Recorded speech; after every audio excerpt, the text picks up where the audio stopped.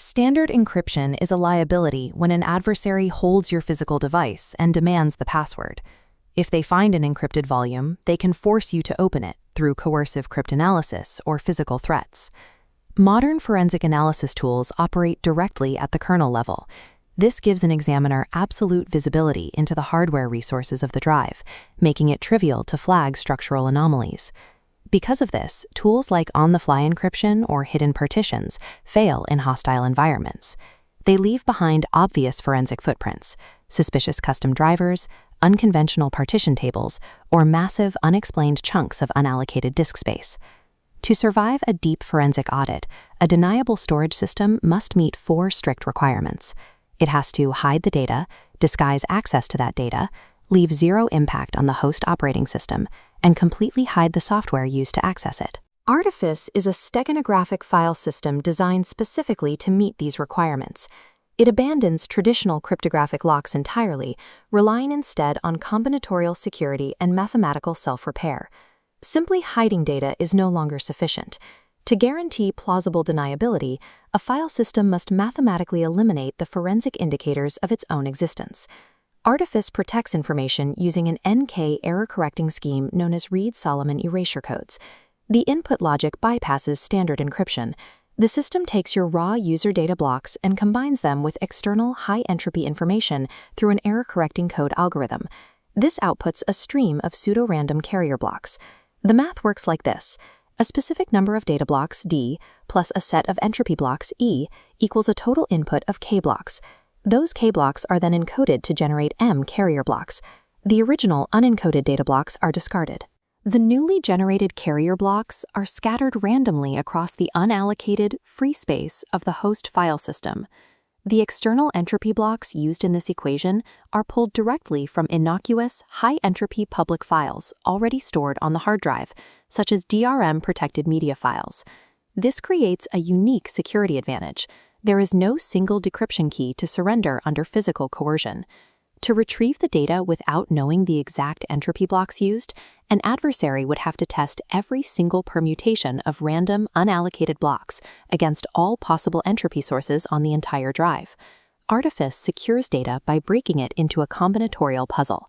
Without the exact blueprint, solving it is mathematically infeasible. If the carrier blocks are scattered randomly across free space, the system needs a way to track them without weaving a visible map for the host OS to discover. When a user authenticates with their passphrase, the input is used to generate a cryptographic hash chain. This chain calculates the location of a hidden superblock, which contains the pointers to reveal the artifice map. The artifice map correlates the logical block hashes of the user's data back to the physical locations of the scattered carrier blocks.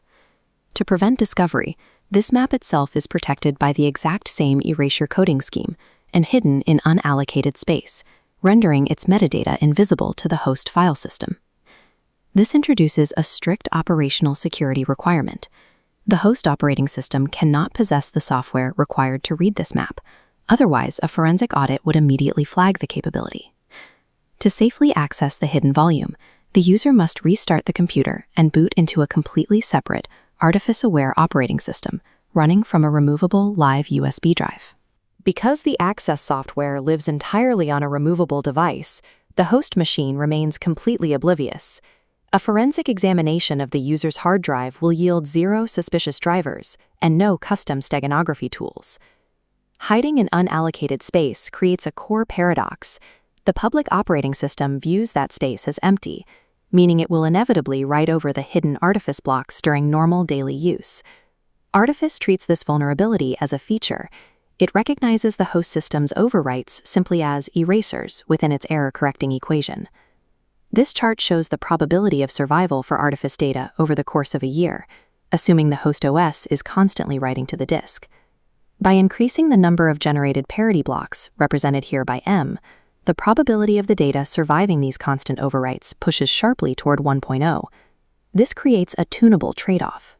Decreasing the number of blocks required for reconstruction massively increases the data's resiliency against destruction by the public OS. The user plays an active role in maintaining this ecosystem.